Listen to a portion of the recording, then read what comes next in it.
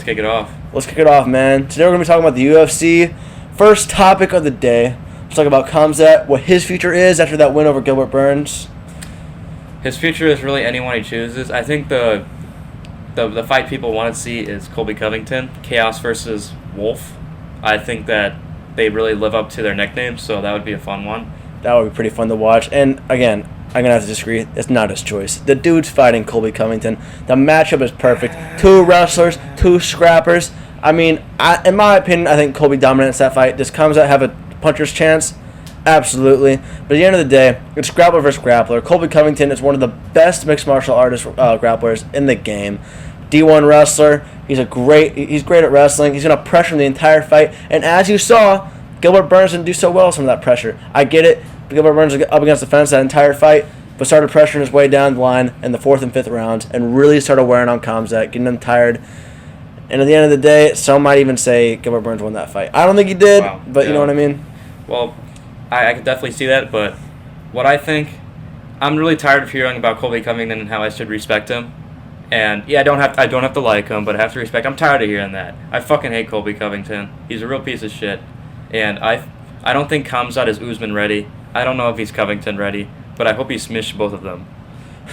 I hope he smashed this guy. I'm gonna smash you, boy.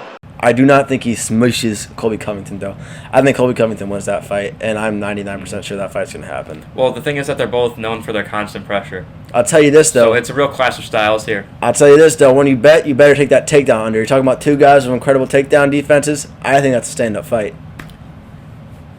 I'd have to look some more into that. All right. But anything could happen. Next up, we're talking Henry Cejudo, the Triple C, the Cringe King, might be taking a comeback. Got into the testing pool, which, I mean, I think that's a definite yes, he's coming back. He says that all these guys are punks. He can beat all these guys up. He was telling Dana White. He sells pay-per-views. He did. Absolutely does sell pay-per-views. He did.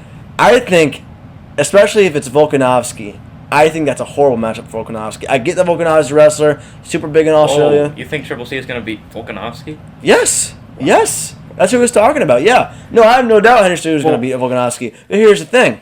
Henry Cejudo's grappling is up here. Yeah, Volkanovski's good, but he's right here. You're talking about an Olympic gold medalist in Henry Cejudo. He hasn't walked through everybody he's went up against. Knocked out TJ Dillashaw, and people are saying that TJ Dillashaw has a chance against Volkanovski. No. Cejudo... So I like TJ Dillashaw, but I think Cejudo goes in there, takes him down every single round, keeps him there, pounds on his face, smashes him, and wins that fight. I'd have to disagree because I think Volkanovski is a top 3 pound-for-pound fighter in the world. He could even challenge Usman. Some would say number 1. Yeah. I can see that because the guy's shown his skills. He somehow doesn't get choked out against Brian Ortega. His face was purple. In my greatest fight of the year last year. He comes out here, smashes the zombie. Zombie turns into a zombie. They stop the fight because he's a zombie. Okay, real quick. I love Volkanovski, and I think he's a great fighter, but especially when it comes to grappling, there's a little saying, and it goes, there are levels to this thing. After this video is over, I want you to look up Ben Askren versus Jordan Burroughs. I get Ben Askren gets some hate. We're talking about an Olympic wrestler and Ben Askren and a multi-All-American in college and also a champion. You see him go against Jordan Burroughs, he got smoked. He got blast doubled off of the damn stage. And it was all Burroughs that first look at that head and chest double. That's vintage JB. And it's the same thing with Henry Cejudo and Alexander Volkanovski. It's the same thing. Henry Cejudo would walk through him if it comes to grappling. And the thing is, if it's a stand-up game, which it won't be because Cejudo will take him down, Cejudo wins in the stand-up game as well. Well, Alexander Volkanovski is very, very well-rounded because he is one of the greatest pound-for-pound fighters in the UFC. So that means obviously he's got grappling ability. Yeah, of course. Not as good as Cejudo, but... Yeah, there's levels to this thing. There's levels, but they're on the same level. They're just not on the same level. I'm sorry. They're just not on the same level. A man who It's not even... No, I'm not going to say it's not even close, but there is a definite gap. No, we got to move on. Let's talk about... One more thing. I don't know how you get a man who... I don't know how you say a man is on the same level when he is a weight class, or recently was a weight class below this man, and has not fought since 2020. Have you seen Henry Cejudo recently?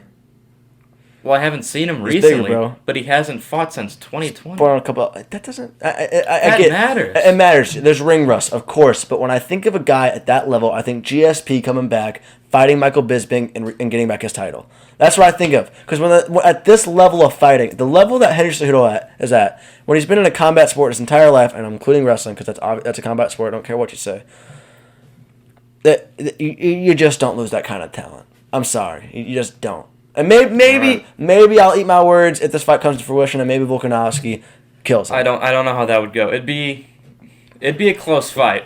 It'd be a close fight to pick. It might not be a close fight when all is said and done. Possibly. We'll just have to see him. Either way. Hopefully we get to see him find out. Next up, we're talking about Aljamain Sterling, possibly going up against Jose Aldo. Jose Aldo is one of those guys who fights the big names and loses up against the big names. You saying he chokes under pressure under the big lights? I wouldn't say.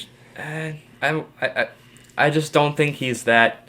He's a good fighter, but he's not that great. See, here's the thing. He's older now too. No. Here's the thing. The thing with Aldo, and this happens with a lot of guys. The opposite happens with a lot of guys. A lot of these guys cut way too much weight, end up getting to later rounds and fighting like shit. Jose Aldo, at first he sucked at cutting weight, he figured his stuff out, and he has never looked better. He looks quick, he has amazing cardio, he dropped down a weight class, and it was for the better. Dude looks amazing. His leg kicks are amazing, his ground game is great, and I think he causes problems if he were to go against Aljamain Sterling, because Aljamain Sterling, 80% grappling. You saw him against Peter Yan. He could not stand up with him. He had to take him down every single round, which I respect. That's part of the fight game. But when you go against Jose Aldo, and I'm sorry, I'm talking the entire time, and I apologize for that.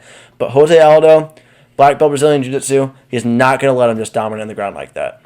All right, before you went off on that, which was good, it was a good point. Before you went off on that, I was going to give Jose Aldo credit where credit is due. His game is really all about his cardio and his constant pressure. Now it is. Well, I mean, that's who he is, yes. He wasn't always like that. Well, I know he wasn't always like that, but I didn't watch UFC back then. But I'm watching UFC now, and that's what I know Jose Aldo for. I've been watching UFC for the past 5 years. You have. Yeah, you have too. No, I have not, but that's beside the point. Aljamain Sterling is... He's one of those guys who's perennial top 5, but he's never a guy to challenge for the title. Conor McGregor. We got knocked out in 6 seconds. We won't add that in. We're not going to talk about the Notorious today. Okay, fair But enough. anyway. Yeah, actually, I think we should, but... All right. Aljamain Sterling, everyone counts him out as a bum. I think he's a bum. He looked greater last time, but he's the same guy who got knocked out by a head kick by Marlon Moraes. Morales. Yeah. Bumbling your words, but it's all good. But the thing about Aljamain Sterling, after seeing that fight versus Peter Yan, he has me convinced, and it hasn't really been talked about.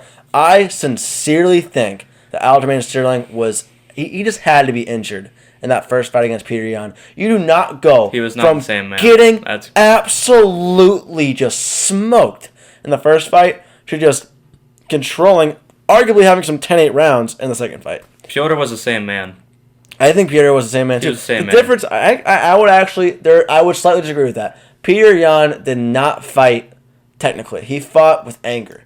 And I think that caused a lot of problems with him. He left his guard open, and he was taken down every single round. There were a few moments where Aljamain Sterling, I think this happened twice in the fight, where he was on his knees. Yeah, he was toying with him. I remember he was down on the ground, moving back and forth. Some of the people think it was Piotr was kind of a little hesitant on what his next move was going to be. I think he was trying to... I think he was going for a low ankle shot, in my opinion. But at the same time, he could have been playing some mind games on Peter Yan, sorry. I don't think mind games work on Piotr, who is also... He was angry the entire fight. He's still, in my opinion, one of the greatest pound-for-pound fighters in the UFC. Not maybe top 5. Some are saying if Aljo and Aldo doesn't happen, they get a third fight. I know he's up there. He's another well-rounded guy who is elite. There's more strengths about him than weaknesses, and that's by far. By far. But that's qualities of top 10 guy. Absolutely.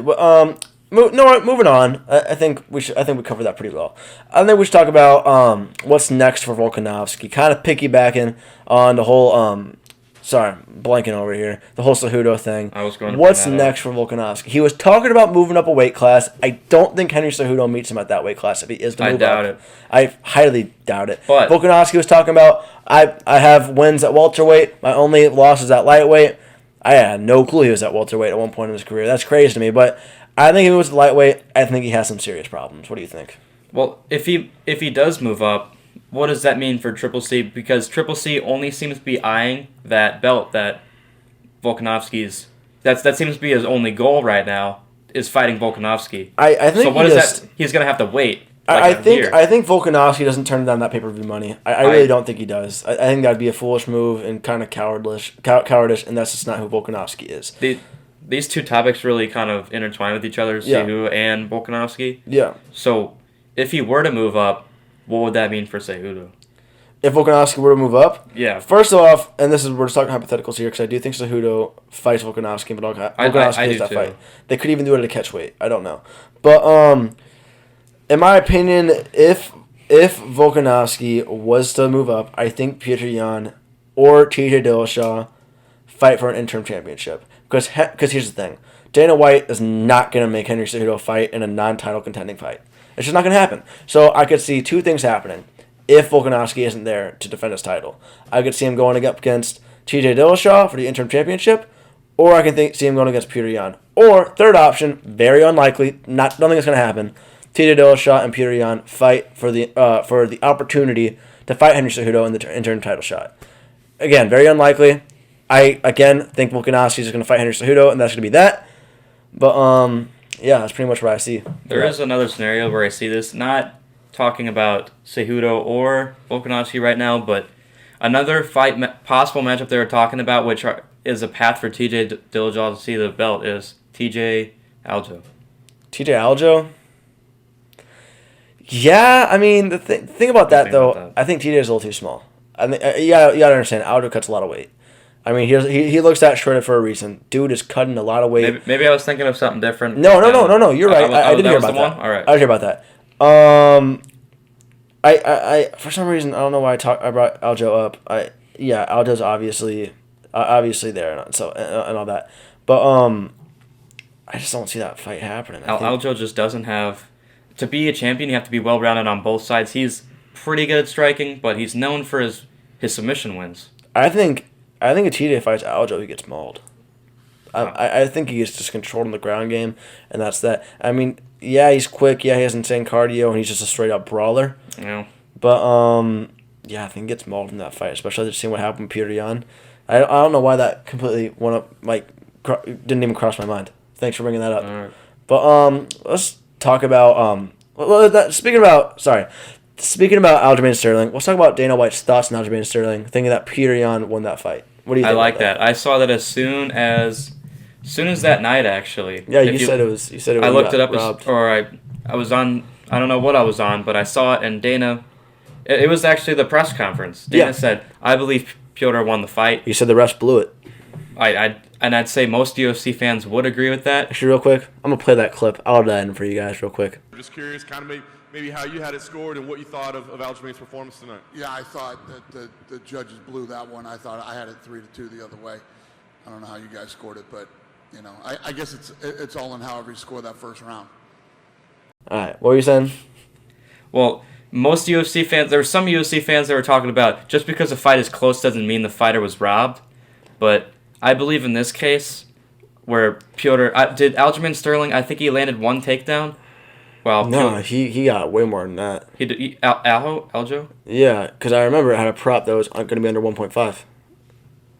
You're right. He had he had two or three. He had two or three. He did have 2 or 3. I think it was 3 because there was 3 rounds. No, yeah, he got 3. There was one at the end of one. I think it was at the end of round 5. Yeah, at the end of round 5, I think. That had to be something to change or sway the judge's mind, because I remember Piotr he had a couple takedowns. I've seen these guys, it's almost like they have no idea what wrestling is. I mean, he controlled rounds 3 and 4. No doubt about it. Those are arguably 10-8 rounds. He controlled them the entire time, had him in that body triangle, and was just swinging away at him. People were making fun of him, saying, "Oh, he's just hugging him the entire fight." Talking about Aljo? He was controlling him.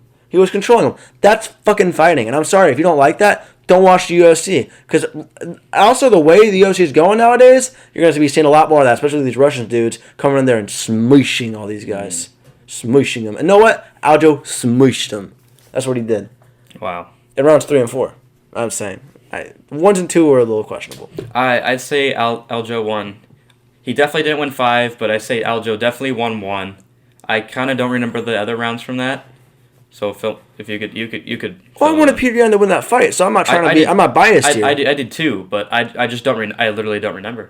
Aljo, I'm getting them mixed up. Aljo definitely won the first round. Yeah, it's been even if it was 9-10. It's been 4 days. I'll have to rewatch the fight. Definitely. Yeah, I'll have to rewatch that fight.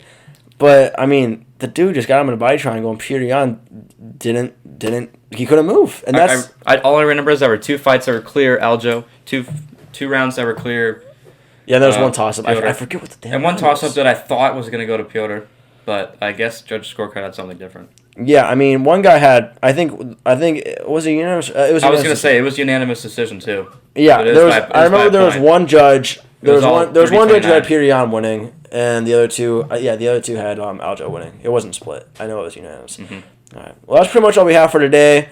We're going to talk about what was up for what was coming up this weekend, but it is literally one of the trashiest cards of all time. You said what? 3 of those guys are debut fighters. Okay. One more thing to add here with the Khamzat Chimaev sweepstakes. This fight or this card, the main card, could have major implications on who's winning that because Vicente Luque is eyeing to fight Khamzat. He is waiting to sign the contract.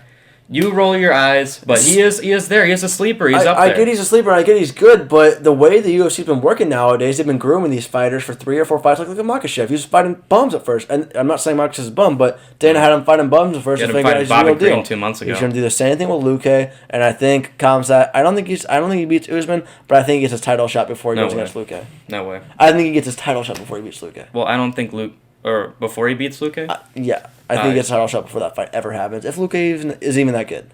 I think Luque is a lock this week to beat Bilal Muhammad.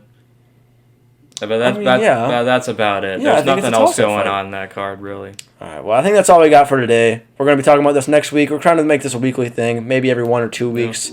But, I think that's it. That's all we got. Thanks for watching, guys. Appreciate you. Yo, I look forward to the 8th month of the year when I pack my bags and catch a flight to where? West Coast.